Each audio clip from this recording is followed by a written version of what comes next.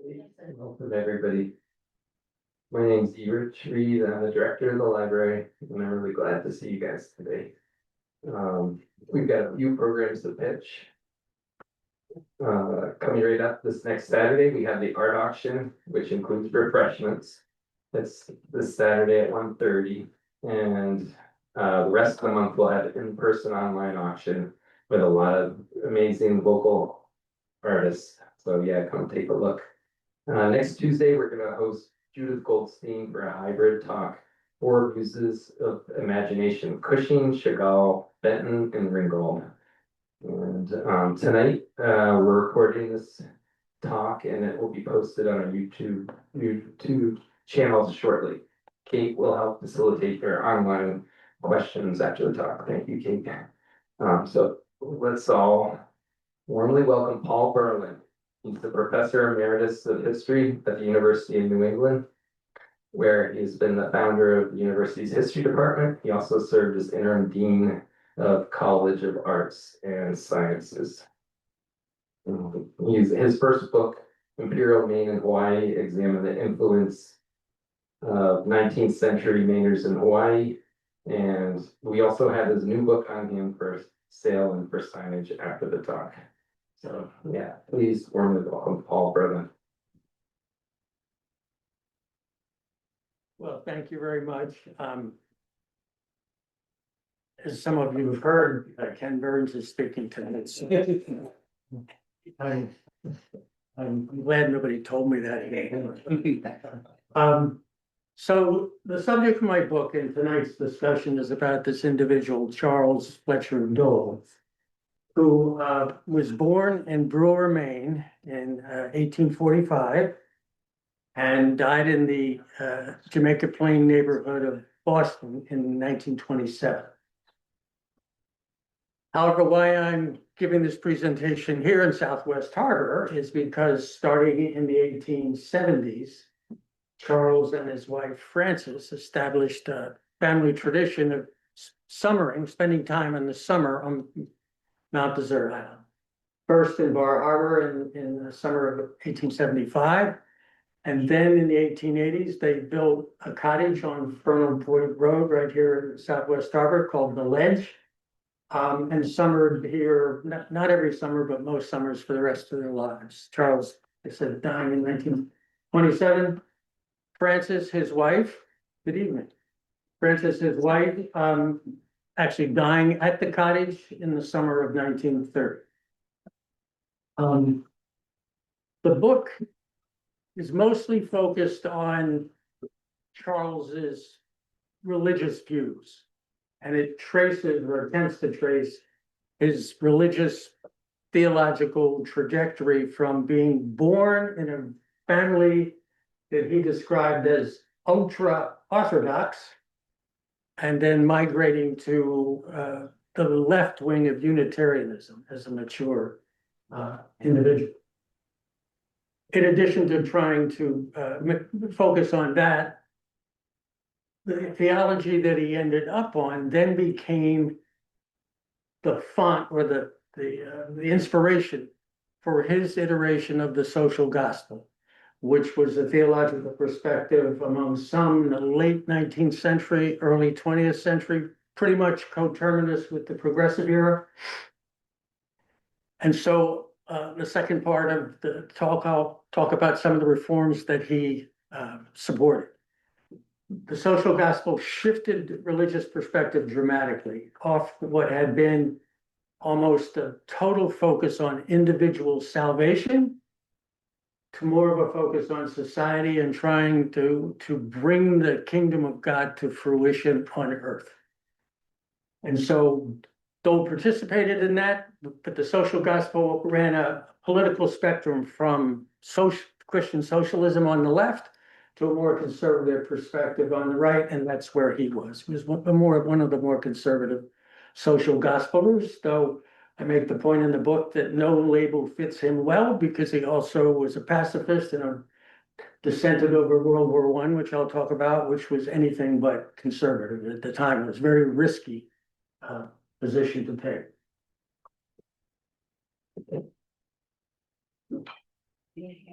There we go.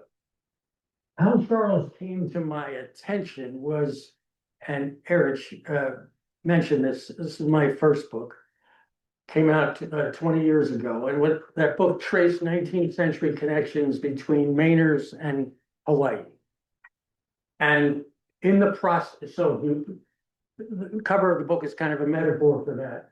It's hard to see, but on the left, this towering figure was Sanford Dole, who I'll talk about a little bit. It was born in Hawaii, but his parents were from Maine. And on the right, this is the event when sovereignty was transferred from Hawaii to the United States, basically annexation. And on the right, representing the United States, was Harold Mars Sewell, the scion of the Sewell shipbuilding family in Bath. So that was sort of a metaphor for the book. But in the process of, there we go, tracing Mainers who had had a role in the 19th century in Hawaii, one strand was missionaries. And this is an image of Daniel Dole, Charles's uncle. And Daniel Dole went to Hawaii as a missionary in 1840 with his wife, Emily Ballard Dole. Unfortunately, no image of Emily has surfaced. They went to Hawaii as missionaries. Daniel spent his whole life there. Unfortunately, Emily died just several years after they got there as complications from birthing their second son, who was this guy, Sanford Ballard Dole. Dole was born in Hawaii, grew up in Hawaii, was key to the overthrow of the Hawaiian monarchy in 1893, and then was the sole president of the Republic of Hawaii until annexation. And after annexation, he was the first territorial governor of Hawaii. Huge influence of the Dole family and I'll talk a little about another member in a minute, in Hawaii. Because Charles played no direct role in Hawaii, he's not featured, not even discussed in my first book. However, he came to my attention sometime while I was doing the research on it. And what came to my attention was his descent over World War I and America's involvement in it. So put it in the back of my mind for a future project. Ergo, 20 years later, this book. Okay, a little bit more details on Charles's life. Here are images of his mother and father, Nathan Dole and Carolyn Fletcher Dole. Nathan was born in 1811 in Bloomfield, Maine, now Skowhegan. Went to Bowdoin College, from which he graduated in 1836. Then on to the very conservative Bangor Theological Seminary, very conservative then. And then upon graduating, immediately got a call to the Congregational Church in Brewer, Maine. And that's why the family was in Brewer in 1845 when Charles was born. Nathan died quite early, quite young, of tuberculosis, not uncommon in those days. And Carolyn, retreated back to Norridgewock, where she had grown up, not far from Skowhegan, to move back into the house that she had been born in and grew up in. Moved in with her mother, Sally Ware Fletcher, and lived in this house on the banks of the Kennebec River in Norridgewock. And she had two sons. They had two sons, Charles and a younger brother, also Nathan. Unfortunately, this house burned down in 2008. I was driving on the way to work, listening to Maine Public Radio, and I heard about it burning down. So I said, anyway, Charles grew up in Norridgewock, talked about what an idyllic little town it was to grow up in back then, swimming in the Kennebec River in the summer, skating on the river in the winter, and attending a one-room schoolhouse. He then went to Chelsea, Massachusetts to live with an uncle and completed high school in Chelsea, and then matriculated at Harvard in 1864 and graduated in 1868. Taught for a year and then went on to the very conservative Andover Theological Seminary, from which he graduated in 1873. During his time at Harvard, he rekindled a friendship with Frances Drummond. Frances Drummond was the daughter of James Drummond, who had been Charles's father's roommate at Bowdoin. It's an incestuous set of relationships here. Who had also, I shouldn't say that, who had also gone on to Bangor Theological Seminary. And when they graduated, Nathan went to Brewer, James Drummond went to Lewiston, and that's where Francis was born in 1846. They were married in 1873, and then Charles got his first call to a church. This is the Plymouth Congregational Church in Portland. It's no longer there. According to the Massachusetts Historical Society, when I consulted with them, it was located on Congress Street. And if you're familiar with Portland at all, not far from where the Portland Museum of Art is now. Anyways, he served that church from 1873 to 1876. But as I mentioned before, in the summer of 1875, they just started this tradition of spending some time in the summer on Mount Desert Island. And in 1875, it was in Bar Harbor. It was the custom at the time for vacationing clergy, if they were so inclined, to preach at this little non-denominational church or Union Church. It was also called the White Church. Charles did that in the summer of 1875. And it just so happened that some attendees that morning were members of the Unitarian Church, the First Congregational Society of Jamaica Plain. They must have liked what they heard, because the very next year, while Charles is still in Portland as a preacher, he gets an invitation to come down to Jamaica Plain to this church still stands, and preach, which he did, and then he got a call to this church. He and Francis moved there in 1876.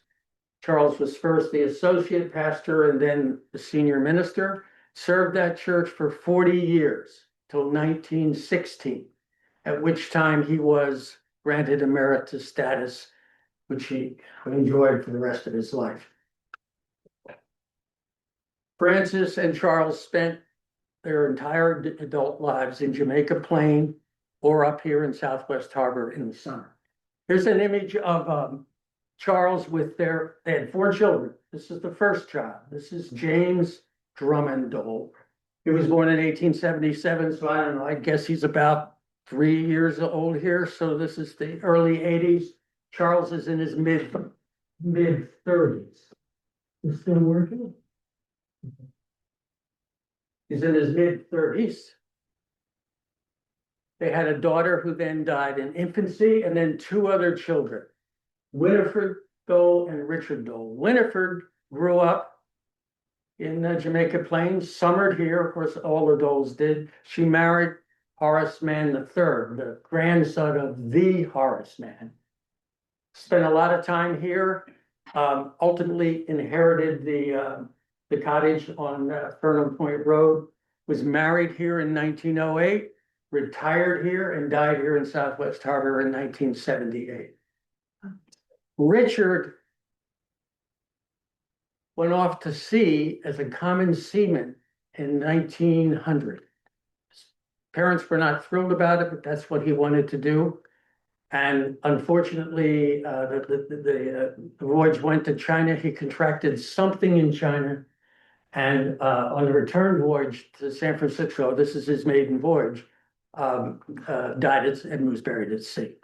Very sad to the family. Both Charles and his wife were here in Southwest Harbor when the news came that their youngest son had died. Image of James, their first son. I don't know what his age, maybe 10 or 11. He went to Roxbury Academy. That's with his mother. This would probably be in the late 1880s. Here's James in the 1930s with a lei around his neck.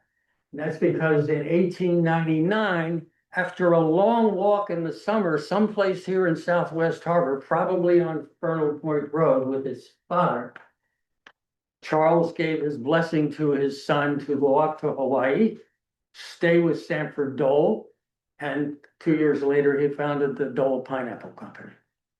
So that Dole connection to Hawaii continued. Here's an image of Carolyn in 1908, where Nathan Dole, Charles's father, died, very young. She lived forever. She died in 1914. She was, I think, 97 or just turned 98. This is in 1908 in Norridge Walk.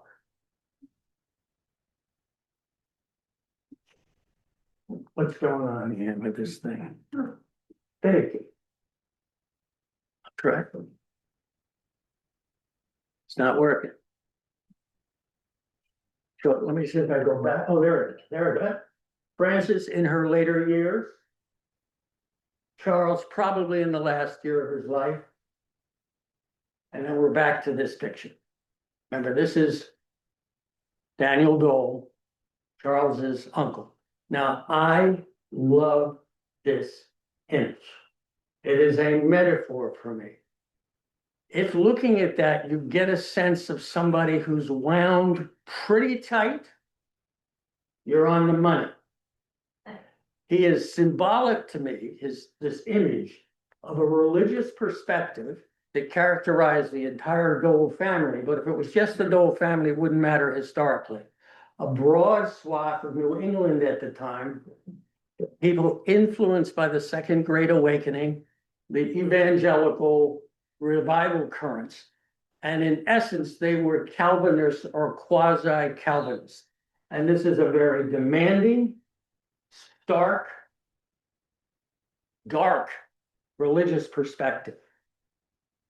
Among the many things that Calvinists believe, one is that humankind is divided into two parts or two groups, and they're not equal in terms of size. The elect, the saints, those that God has predetermined before history, that will, after the trials and tribulations of life on this, here on earth, will enjoy bliss in heaven for eternity. And then there's everybody else, probably the group I would have been in, that are the damned. And for no fault of their own, they're predetermined for perdition and the agonies of hell for eternity. Now, if you really believe that stuff, and they did, this can be incredibly anxiety provoking. And Charles talks about two of his relatives, his paternal grandmother and his aunt, both of whom in their later lives were convinced, because they had not had if you had a tumultuous conversion experience, if you were of this religious perspective, it might, there was always might, indicate that you were among the elect, that God had chosen to save you. There was never any certainty about that, but there was some evidence perhaps that you could cling to that. They hadn't had conversion experiences, and they were convinced that they were going to hell and were going to burn, and they would go into a state, today we would call it profound clinical depression. There's no other word for it, because they were convinced that they were going to be damned. Charles's uncle talked about herself being so vile that she was astonished that God would have created her. This is the perspective and the family environment, but it was wide view in New England at the time that Charles grew up in. As I said, he later referred to it as ultra-orthodox. He also talked about a nightmare that hung over all of New England, and that was this: what happened to children that died in infancy? No rational person, they didn't have conversion experiences. The sole professor at Bangor Theological Seminary when the Doles were there wrote he didn't know what God did. If they saved these infants who are innocents, he thought that God probably did, but he couldn't be sure. Dole also talked about both him and his father being put to bed at night by their mothers told to prepare for an early death. This is in part the religious worldview. It's not all of it, but it's part of it. Charles could not abide it. And Charles wrote a memoir. And in that memoir, he sort of alludes to the fact that he had some sort of spiritual crisis. And his poor mother, who's also shares the same theological view, she doesn't know what to do with her son. So what she do with her son? On Sunday mornings in Norwich Walk, between the morning service and the afternoon, there were 2 services in those days, she would dispatch him to the graveyard in Norwich Walk to reflect on the graves, on his soul and his relationship with God. Charles couldn't abide it. He just temperamentally or whatever, he just couldn't abide it. So he goes off to Harvard, and Harvard was the epicenter of religious liberalism at the time. Harvard had been taken over by the Unitarians in the early 19th century. It was under the influence of people like William Ellery Channing. And by the way, so he was one of the most renowned Unitarians at the time. If you ever get a chance to go to Winter Harbor, right across Frenchman's Bay here, the public library there used to be a Unitarian chapel. It's now the public library. And there is a wonderful stained glass window of Channing. What did people like Channing believe? That God was not arbitrary and was not wrathful, was not this Old Testament wrathful God that punished people. God was reasonable. God expected human beings to act reasonably. He created them as reasonable people. Of course, they didn't believe in the Trinity, but a much different perspective on God. Other influences were Theodore Parker and Ralph Waldo Emerson, who even scandalized the Unitarians with his divinity school address in 1838. In any case, Charles comes under the influence of those people and then this individual. Wow. So on Origins of Species is, this one of Darwin's most famous books is published in 1859. Charles is at Harvard just a few years later, and it's being debated and discussed, etc. Charles clearly buys into it. I was able to get his library records. You can't do that anymore today. Library records are secret, but back then they weren't. I saw what books he checked out. Charles had a stellar academic record at Harvard. He was second in his class throughout his entire tenure there.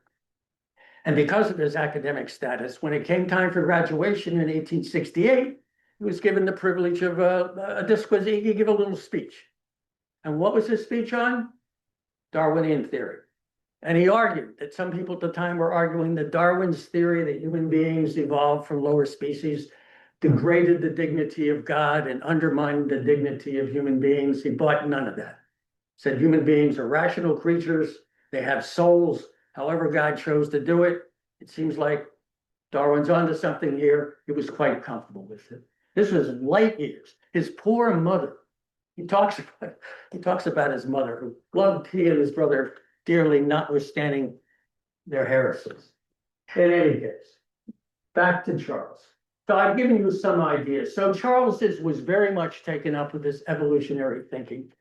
And he believed that not only God was not only loving and not wrathful, but that he acted in history and he had a divine plan. One of the terms Charles used all the time was that the universe was divine. And he believed that history was progressive and that was providential.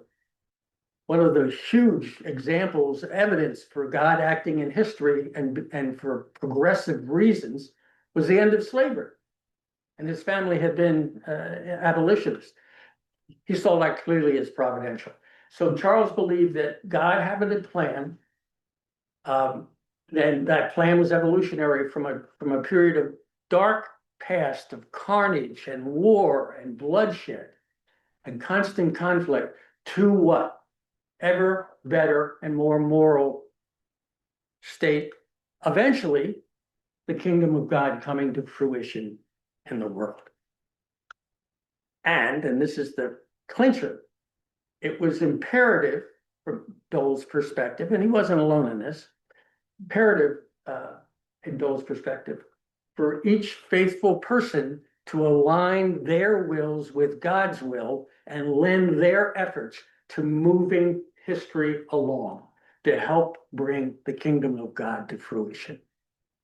And that perspective then became the energy source and the rationale for all of his efforts in reform under the rubric of the social gospel. So it's this evolutionary view. God's plan was evolutionary, and it was incumbent on human beings to further God's plan by engaging in improving the world. Not so much focus on your individual salvation, more on improving the world. So,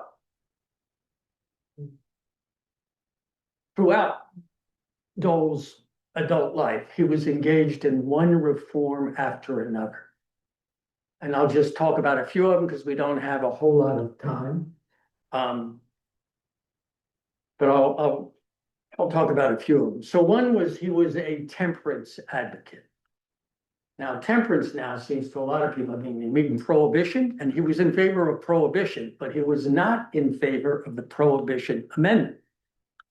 Dole talked about, and by the way, so all the denominations that got involved with the social gospel in the late 19th century and early 20th century, all of them, with the exception of the Catholic Church, that also had its reform initiatives, all of them were in favor of temperance.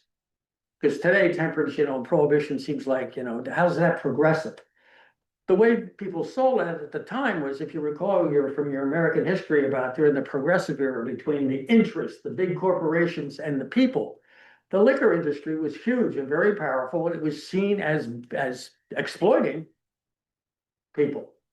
And when Dole Dole talked growing up in an abstemious family, but then he drank himself to some extent until he got to Jamaica Plain, and he got involved with an organization called the Friendly Society, which was an upper middle class, sort of quasi-paternalistic organization, but they would give money, help, short-term aid to the deserving poor. And he saw firsthand the deleterious impact of alcohol on families, particularly wife beating, what it did to children. So his philosophy was, some people can drink moderately, many can't. As an example to others, those of us that can drink moderately should just stop. And so he was in favor of absolute prohibition, but not through law. He thought Dole always defaulted to, because he believed human beings were ultimately reasonable, reason, education, persuasion. So he didn't like the Prohibition Amendment, but he was very much in favor of, prohibition. But you get there through voluntary cooperation.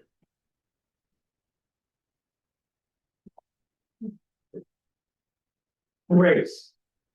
So here's a picture of Booker T. Washington.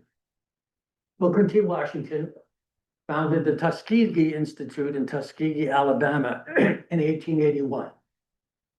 And if you know anything about race relations at the time versus the Jim Crow South, Washington had a philosophy which was, you do not challenge the segregation regime.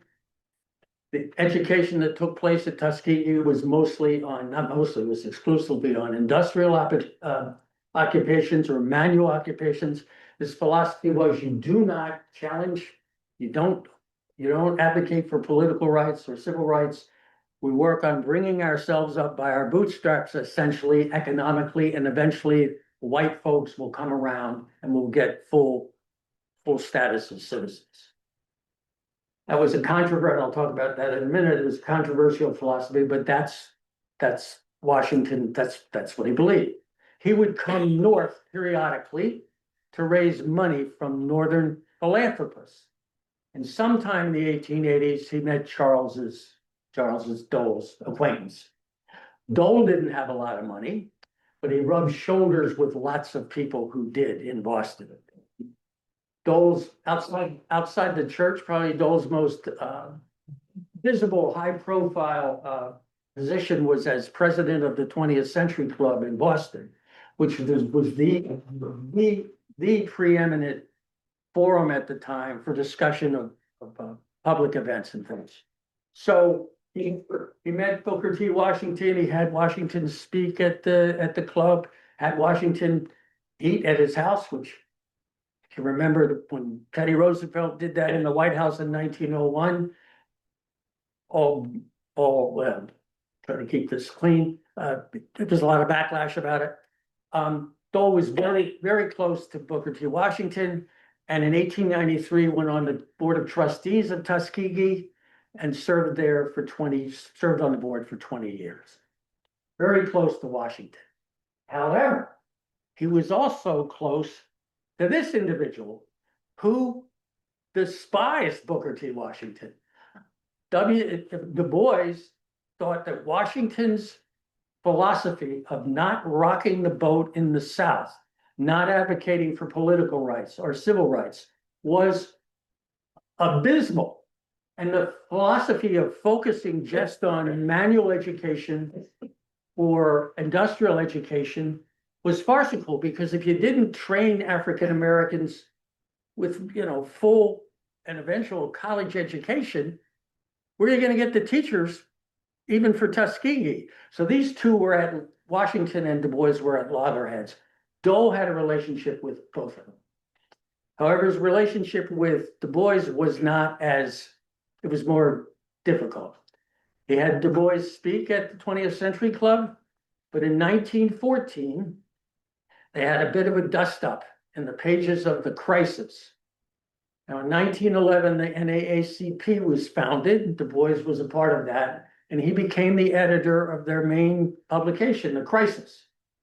And in 1914, Du Bois had weighed, as editor, he could write editorials. He weighed in on a number of things about what was going on in the South, and Charles took exception to it and wrote Letter to the Editor.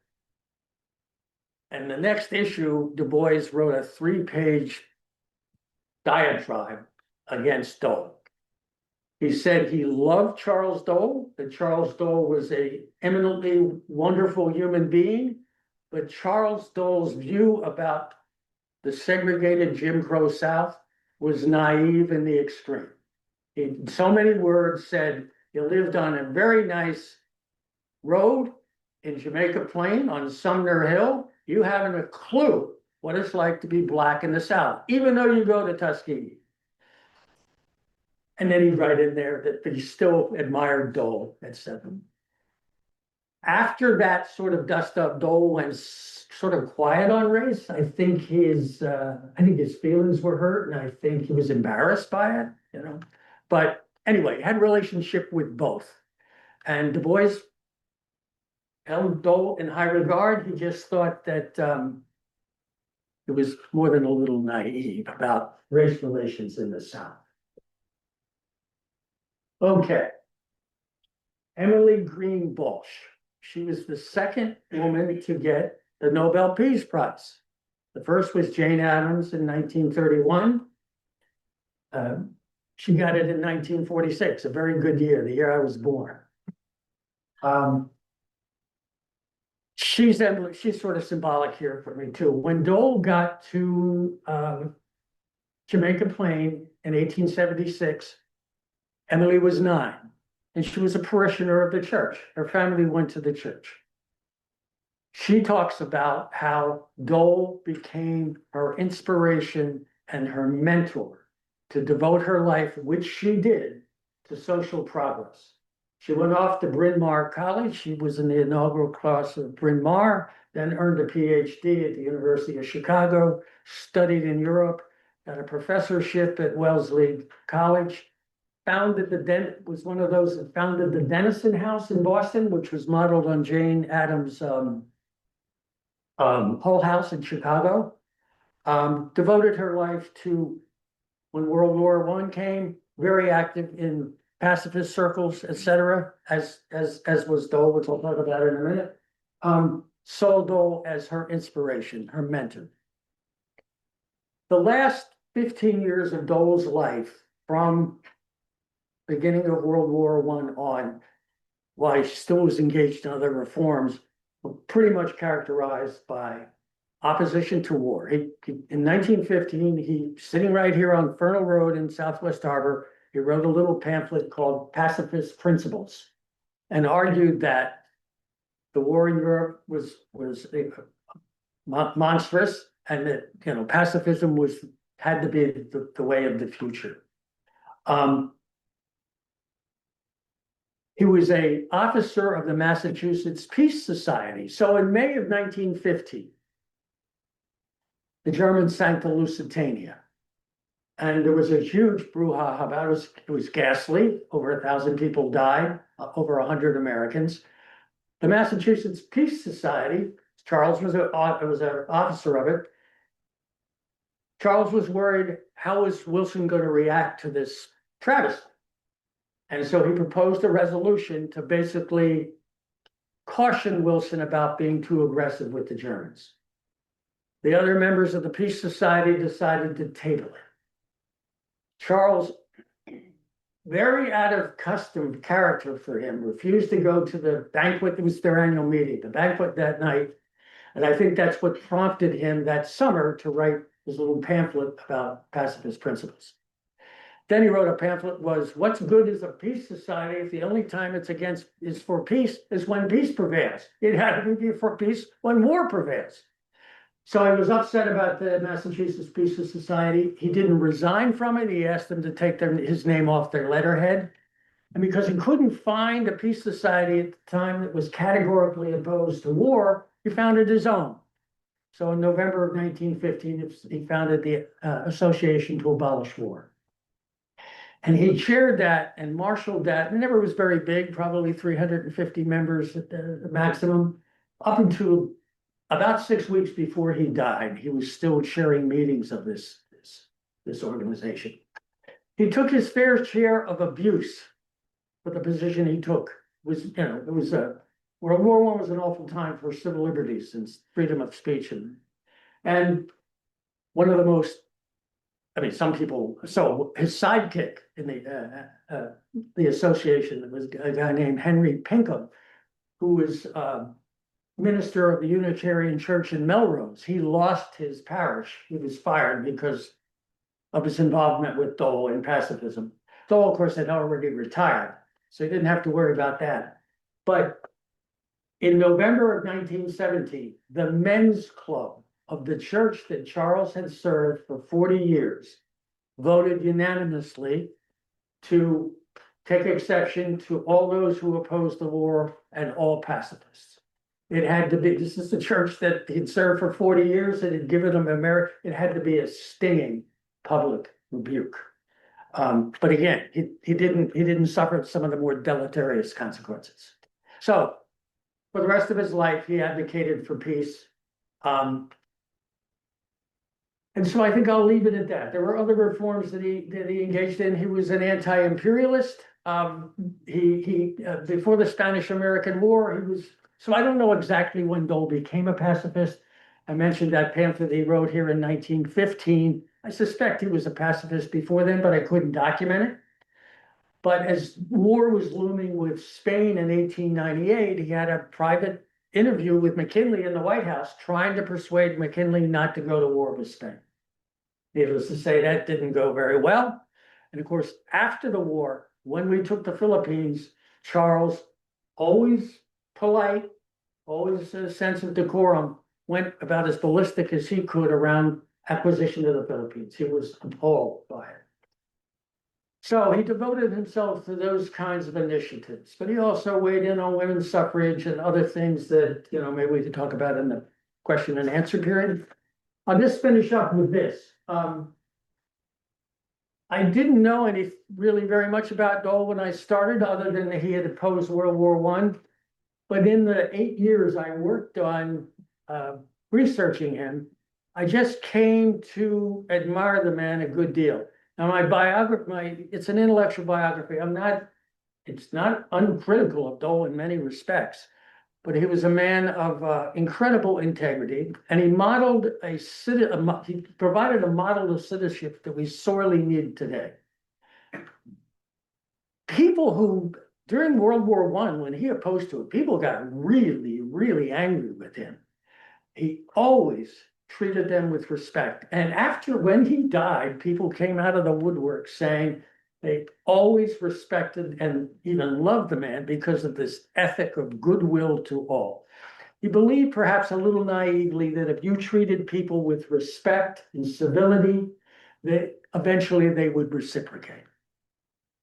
It's part of the reason I think he was Booker T. Washington's philosophy was amenable for Dole.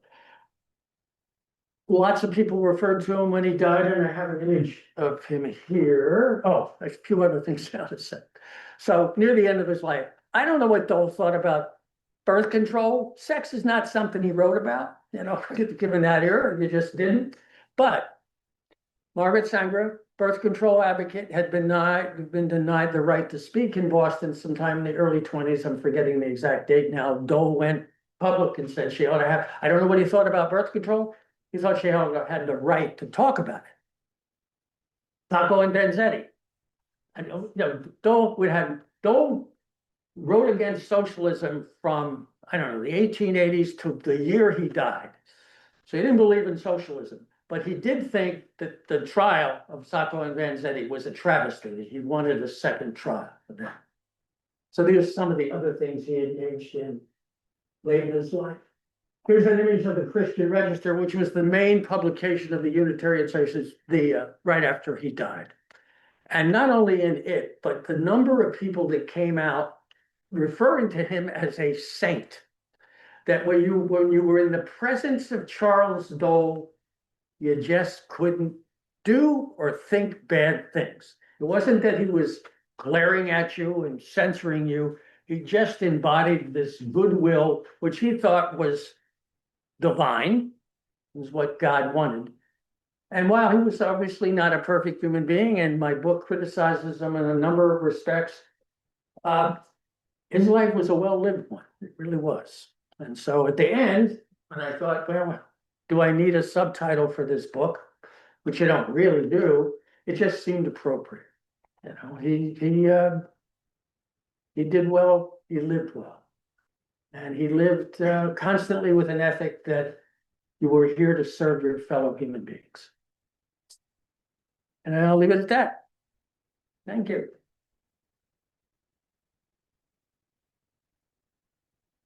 Any questions?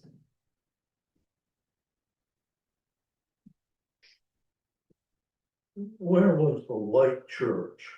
Okay, so do I need to, so for people online, assuming there are any, he asked where the white church was. As I understand it, so the image in that book, The White Church, comes from Deborah Dyer, who's I think she's a muckety-muck in the Bar Harbor Historical Society. It was her photo that she let me use.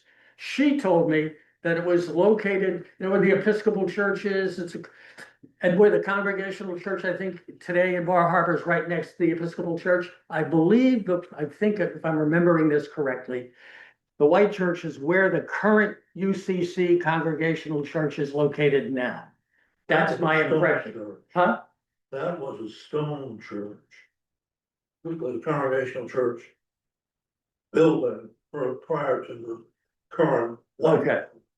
Was it located? So my understanding from Deborah, but I could be wrong about this. It's been quite a few years since I talked to her about it. But that's where I thought it was in that general vicinity. She's a historian. I know, yeah. So I wouldn't question her. Okay, I didn't.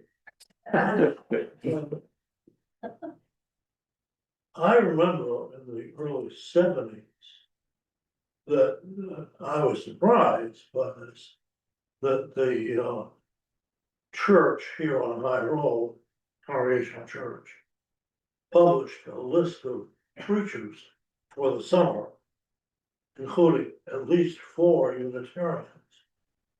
Harry Missouri, Elbert Stoneman, Reese Williams, First and Second Church in Boston, and the 4th one, I'm dying, but I can't think of his name. He married a Clark, lived on Clark Point. Arthur, What was the name? Arthur, but Yeah, Arthur Yeah. Foote. Yeah, those 4 preached. I know in researching Dole, I know the Foot name came up periodically. Yeah. I know that Dole preached he didn't just preach in the summer of 1875. He preached periodically when he was here in the summer, but exactly where, I don't know. Well, I remember this man and Harry was her, and his wife, she was a man. And there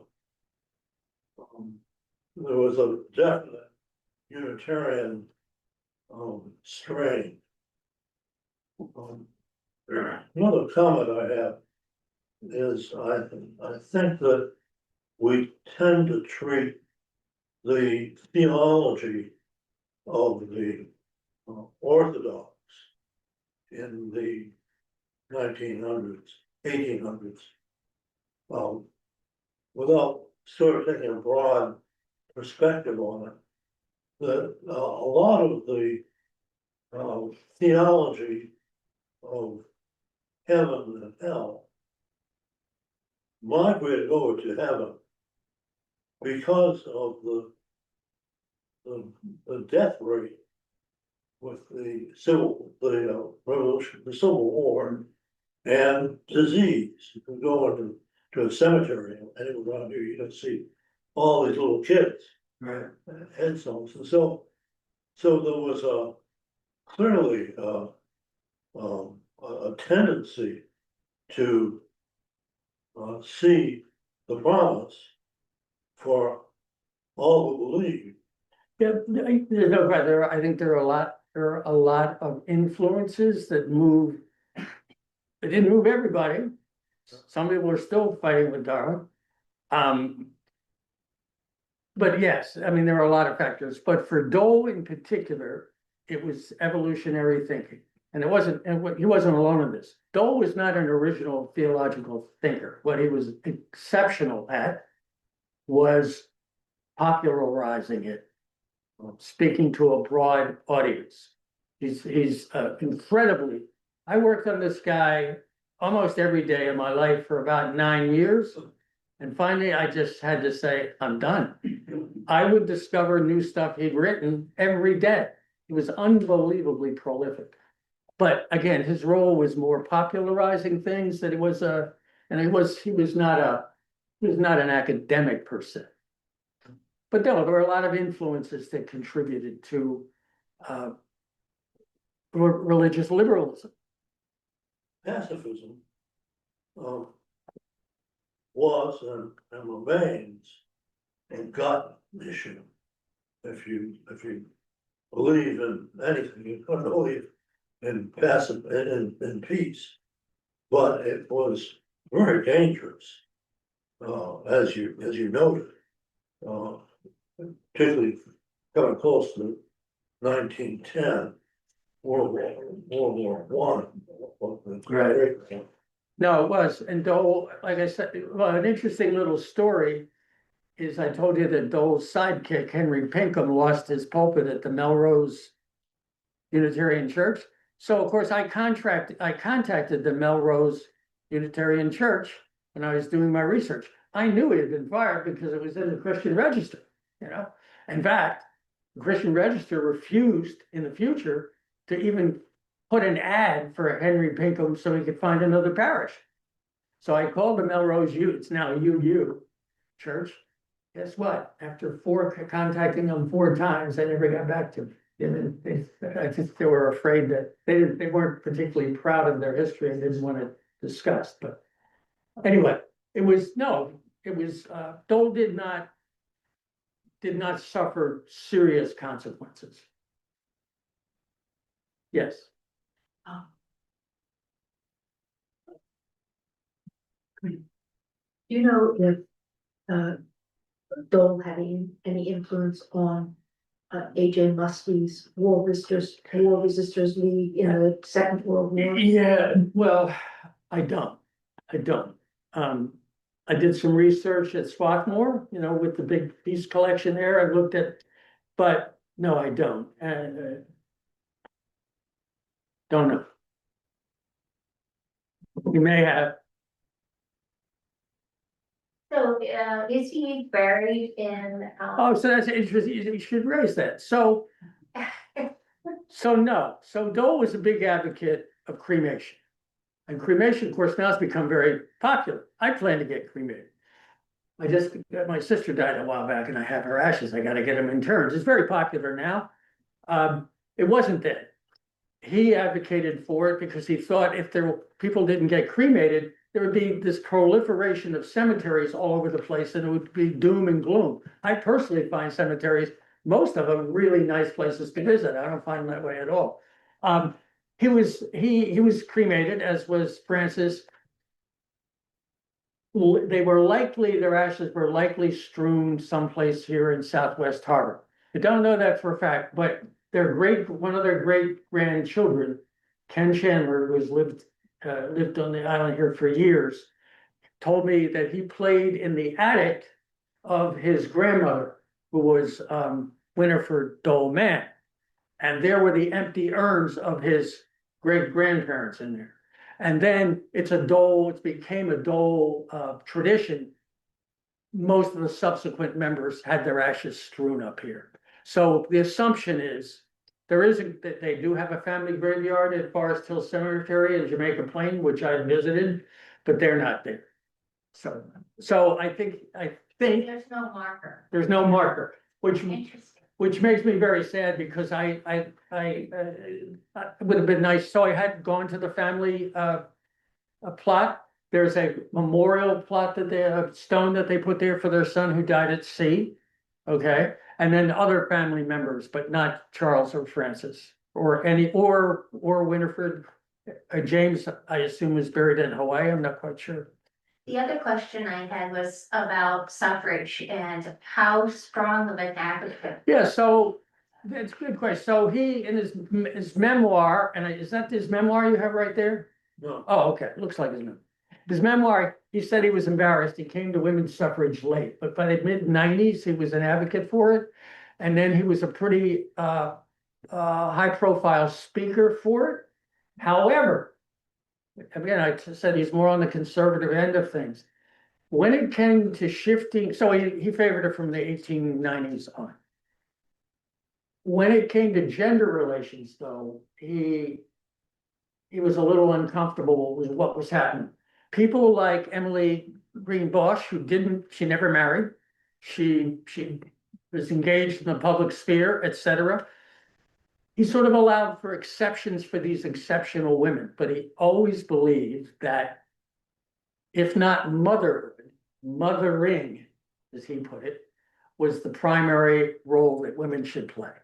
So helping professions, if they have to work outside the home. So he thought late to suffrage, but was a strong supporter of it.